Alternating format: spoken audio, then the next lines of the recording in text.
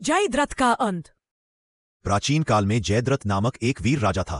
वह सिंधु देश का शासक था और उसका विवाह दुर्योधन की बहन दुशल्ला से हुआ था। इस प्रकार वह कौरवों का बहनोई बन गया और धीरे धीरे कौरव पक्ष का सहयोगी भी बन गया। जयद्रथ अत्यंत अहंकारी और अभिमानी था, परंतु उसके भीतर युद्ध कौशल भी था।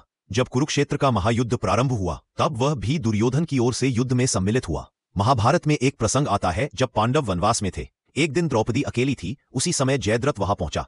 द्रौपदी की सुंदरता देखकर वह मोहित हो गया और उसे बलपूर्वक ले जाने का प्रयास किया। थोड़ी देर में पांडव लौटे और उन्होंने पीछा कर जयद्रथ को पकड़ लिया। भीम और अर्जुन उसे मारना चाहते थे, परंतु युधिष्ठिर ने कहा कि उसे जीवित छोड़ देना चाहिए क्योंकि वह हमारे साले का पति है।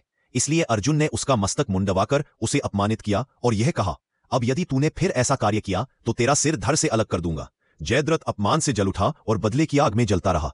महाभारत के युद्ध में जब चक्रव्यूह रचना की गई तब अर्जुन वहां नहीं थे। केवल अभिमन्यु अर्जुन का पुत्र ही उस रचना में प्रवेश करना जानता था, परंतु बाहर निकलना नहीं जानता था। जयद्रथ को उस दिन श्री शिव से वरदान मिला था कि आज के दिन तू पांडवों को रोक सकेगा। उसने इस वरदान के बल पर चक्रव्यूह के द्वार पर खड़ा होकर पांडवों को भीतर जाने से रोक दिया।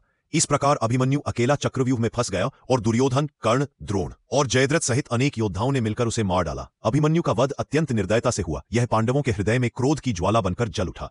जब अर्जुन ने यह सुना कि अभिमन्यु को जयद्रथ ने रोककर मारा जाने दिया तो उसने आकाश की ओर देखकर प्रतिज्ञा की, मैं कल सूर्यास्त से पहले जयद्रथ का वध करूंगा। यदि न कर सका तो अग्नि में प्रवेश कर प्राण त्याग दूंगा। यह प्रतिज्ञा पूरे युद्ध का सबसे निर्णायक खंड बन गई। अगले दिन युद्ध में जयद्रथ को कौरवों ने बीच में छिपा रखा। सभी महारथी अर्जुन को रोक रहे थे। सूर्यास्त निकट आ रहा था। अर्जुन थक चुके थे, परंतु श्रीकृष्ण मुस्कुरा रहे थे। जब सूर्य अस्त होने लगा, कृष्ण ने अपनी माया से सूर्य को बादलों में ढक दिया, जिससे सबको लगा कि सूर्य डूब गया है। जयद्रथ प्रसन्न होकर रथ से बाहर निकला और बोला, अर्जुन, तेरी प्रतिज्ञा झूठी साबित हुई। तभी कृष्ण ने कहा, देख, सूर्य अब भी अस्त नहीं हुआ। अर्जुन ने तुरंत पाशुपतास्त्र से उसका सिर धड़ से अलग कर दिया।